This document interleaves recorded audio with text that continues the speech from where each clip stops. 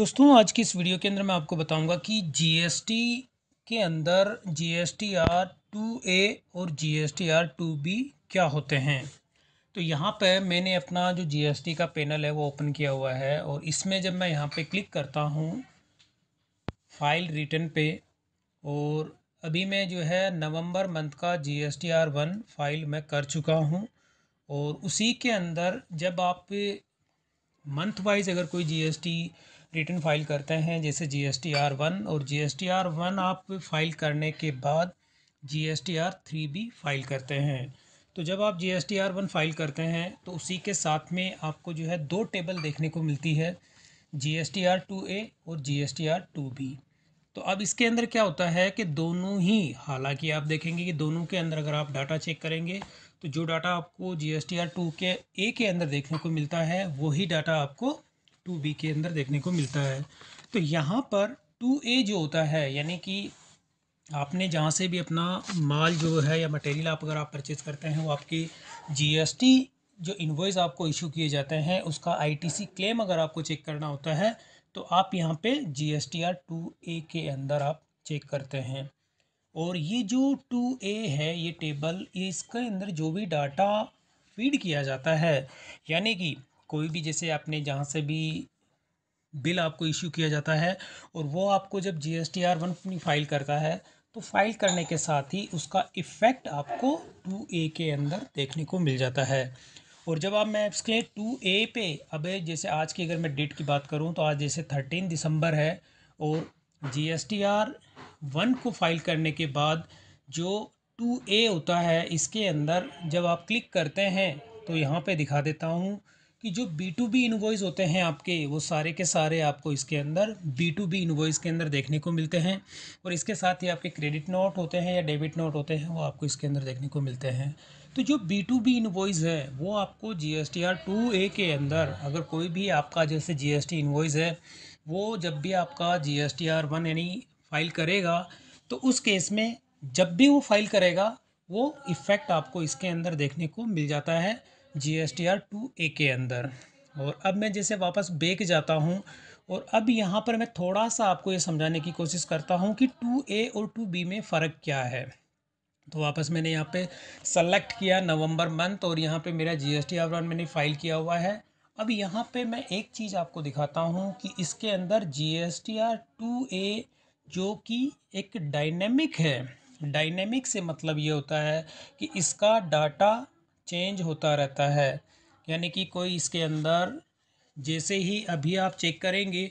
आपका जो भी पार्टीज़ के B2B इनवॉइस होते हैं, अगर किसी ने जैसे मंथ वाइज है या किसी का क्वार्टरली है तो उस केस में जब भी वो GSTR 1 फाइल करेगा तो उसका रिफ्लेक्ट आपको इसके अंदर देखने को मिलता है। तो यहाँ पर 2A के अंदर तो आपका जो है ये डायनेमिक है, और 2B, अब 2B के अंदर जब आप यहाँ पे क्लिक करते हैं तो 2B क्या करता है कि ये एक आपका स्टैटिक है इसका डाटा, यानी स्टैटिक से मतलब ये होता है जिसमें जो डाटा आप देखेंगे तो इसके अंदर जब भी आप व्यू करते हैं, जैसे मैं यहाँ पे व्यू पे मैं क्लिक करता हूँ तो अभी यहाँ पर आप देखेंगे कि कोई भी डाटा GSTR 1 जो फाइल करते हैं तो GSTR 1 फाइल करने की जो लास्ट डेट होती है वो हमेशा हर महीने की 11 तारीख होती है। 11 तारीख को आपको अपनी GSTR 1 फाइल करनी होती है। और GSTR 1 फाइल करने के बाद जो भी सेलर या जिस किसी ने भी आपको जीएसटी इनवॉइस इशू किया है और वो अपनी एंट्री 11 के बाद में जो है वो अगर पोर्टल पे एंटर करता है तो वो एंट्रीज आपको GSTR 2A के अंदर तो देखने को आपको मिलेगी मिलेगी। इसके साथ ही 2B का जो डाटा है वो आपको इसके अंदर देखने को मिलता है 13 तारीख, यानी कि आज आप देखेंगे 13 तारीख है और इसके अंदर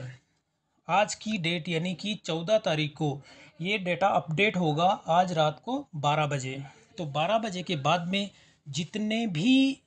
जो जिन जिन ने अपनी GSTR 1 सबमिट कर चुके हैं और करने के बाद 11 तारीख के बाद, यानी कि ये डाटा अपडेट होगा 13 तारीख को 12 बजे। और इसके अंदर जो भी डाटा आपको देखने को मिलेगा और जब आप अपनी GSTR 3 भी फाइल करेंगे तो उस केस में ये 2A के अंदर यानी कि जिस टेबल के अंदर जो डाटा होगा वही डाटा आपका आईटीसी जो क्लेम होगा 3B के अंदर ऑटोमेटिक जो अमाउंट डिडक्ट होगा यानी कि जो रिफ्लेक्ट होगा वो 2B का डाटा ही आपको देखने को मिलेगा। इसके अंदर मैं आपको अगर एडवाइजरी दिखाता हूँ आपकी यहाँ पे व्यू एडवाइजरी, तो इसके अंदर आप देखने को मिलता है कि नॉर्मल टैक्स पेयर जो फाइलिंग करता है मंथली इसके अंदर यानी 11 तारीख तक तो जो भी फाइलिंग करते हैं वो आपको GSTR 2A के अंदर देखने को मिलती है। अब इसके बाद अगर 11 तारीख के बाद कोई भी टैक्स पेयर है जो मंथली फाइल करता है, यहाँ पे आप देखेंगे 12 नवंबर 2022 से लेके 11 दिसंबर 2022 तक, तो वो चीज़ आपको इसके अंदर 2B के अंदर देखने को मिलेगी। अब यही चीज़ अगर कोई फाइलिंग क्वार्टरली करता है तो क्वार्टरली GSTR 1 फाइल करता है तो उसकी 14 नवंबर से लेके 13 नवंबर तक की जो डेट है यहाँ पे वो डेट उसी हिसाब से दी गई है कि मंथली की जो डेट है 12 नवंबर से लेके 11 दिसंबर तक है, और नॉर्मल टैक्स पे जो क्वार्टरली करते हैं उनकी 14 नवंबर से ये एंट्री इसके अंदर आएगी और 13 दिसंबर तक। अब इसके बाद नॉन रेजिडेंस टैक्स पेयर यानी कि जो इंडिया में जो यहाँ पे नहीं रह रहे हैं उनके लिए, तो यहाँ पे GSTR जो 1 की जगह 5 होता है जो कि इंडियन नहीं है उनके लिए, तो यहाँ पे उसका भी डाटा आपको इसके अंदर देखने को मिलता है। और ये इनपुट सर्विस डिस्ट्रीब्यूटर जो होते हैं जो कि स्पेशली GST जो जब वो अप्लाई करते हैं तो ये सर्विसेज प्रोवाइड करने के लिए ही करते हैं, तो वो चीज़ होती है उसके लिए GSTR 6 फाइल किया जाता है, उसका भी डाटा आपको इसके अंदर देखने को मिलता है। और इसके अलावा इंपोर्ट फ्रॉम ओवरसीज़ यानी कि अगर आप बाहर से कोई इंपोर्ट करते हैं और उसका भी जो आपको डाटा है वो पोर्टल पे अलग जो सोर्स होता है उससे आपको यहाँ पे देखने को मिलता है। और इसी के अंदर इंपोर्ट फ्रॉम SEZ यानी कि SEZ का मतलब होता है स्पेशल इकोनॉमिक जोन, यानी कि इंडिया के अंदर भी कुछ ऐसे स्टेट्स होते हैं जिसके अंदर की ये SEZ कैटेगरी के अंदर आते हैं, जिसमें कि फर्स्ट नंबर पे तमिलनाडु है, सेकंड नंबर पे तेलंगाना, थर्ड नंबर पे है ये कर्नाटका है, फोर्थ पे ये आंध्र प्रदेश और फिफ्थ पे महाराष्ट्र है। इसके इनमें कुछ एरियाज़ ऐसे होते हैं जो कि SEZ यानी स्पेशल इकोनॉमिक जोन के अंदर आते हैं,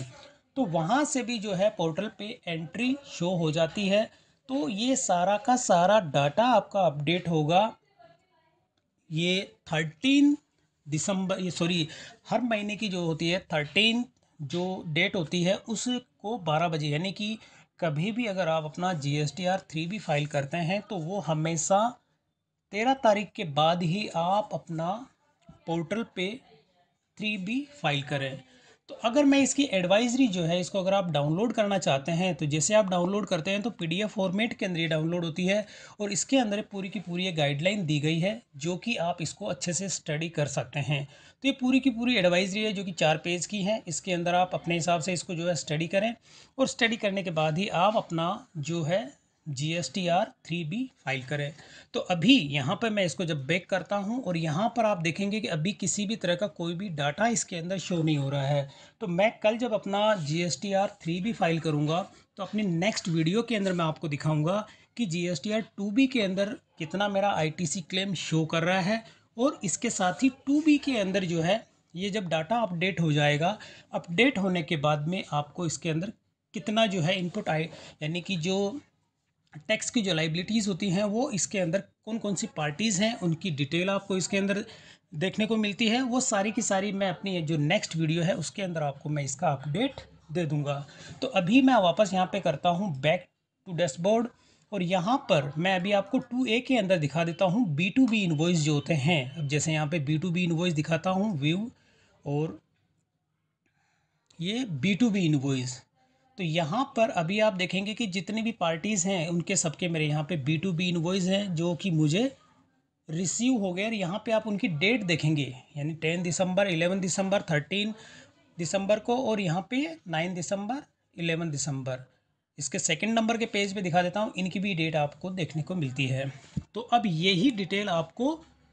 2B के अंदर भी देखने को मिलेगी, लेकिन वो डाटा अपडेट होगा आज रात को 12 बजे के बाद। तो मैं अपनी नेक्स्ट वीडियो के अंदर आपको इसका अपडेट दूंगा कि 2B के अंदर जो है कितना डाटा आपको देखने को मिलता है। तो दोस्तों ये तो था कि GSTR 2A और 2B, तो दोनों का जब कभी भी अगर आपको अपनी GSTR 3B अगर आपको फाइल करना होता है तो हमेशा आप 14th जो डेट होती है, यानी कि GSTR 3B अगर फाइल करना चाहते हैं तो उसकी लास्ट डेट अगर मैं आपको दिखा देता हूं यहाँ पे,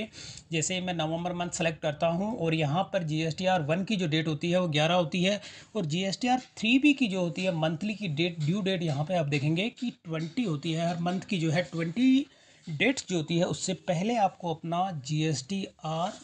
3B फाइल करना होता है। तो 3B कभी भी अगर आप फाइल करें तो हमेशा आप यहाँ पे 2B के अंदर जब भी डाटा आपका अपडेट हो जाए, और अपडेट होने के बाद में जो ITC आपको इसके अंदर देखने को मिलती है, और आप अपना जो रिकन्सिलेशन जो बनाते हैं वो आप 2B के हिसाब से ही बनाएं, क्योंकि अगर आप 2A से बनाएंगे तो इसमें आपका डाटा चेंज होता रहता है। बट इस केस के अंदर जो भी डाटा आपका आएगा वो मंथ वाइज जो है चेंज होता है। इसके अंदर ये डाटा कंटिन्यू चेंज होता रहेगा। मान के चलिए कि किसी ने अगर आपका GST इनवॉइस है, उसकी जो GSTR 1 जब कभी भी लेट फाइल करता है या क्वार्टरली फाइल करता है तो उस केस में इसका इफेक्ट आपको देखने को मिलता है। और इसके अंदर जब कभी भी आप अपनी रिकन्सिलेशन बनाते हैं तो 2B के हिसाब से ही बनाएं, और इसी का डाटा आपको 3B के अंदर जब भी आप इसको 3B फाइल करेंगे तो ये जो डाटा है 2B का डाटा आपको 3B के अंदर देखने को मिलेगा। और ये मैं आपको 3B के अंदर और 2B के अंदर क्या डाटा शो होता है, यानी ITC जो होता है आपका वो कितना है और 3B के अंदर कितना शो हो रहा है, ये मैं अपनी नेक्स्ट वीडियो के अंदर मैं आपको इसका अपडेट दे दूंगा। तो दोस्तों ये तो था कि GSTR 2A क्या होता है, 2B क्या है। तो तो दोस्तों अगर वीडियो पसंद आई तो इसे लाइक और शेयर जरूर करें और मेरे चैनल को सब्सक्राइब करना ना भूलें।